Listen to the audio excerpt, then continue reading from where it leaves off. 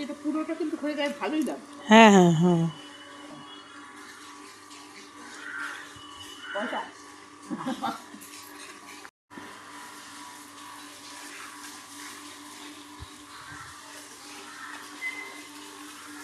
এখানে না হাড়গুলো যদি একটু দিয়ে ইট পাতলা ইট দিয়ে হাড়গুলো বর্ডার করে দিত, হ্যাঁ হ্যাঁ ভালো লাগে বর্ডার করে দিলে।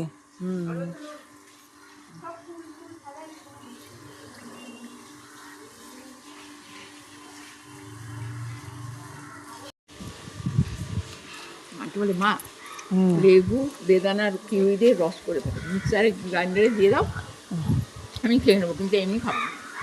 এমনি কি কি টা কিউই খেতে টক চায় না।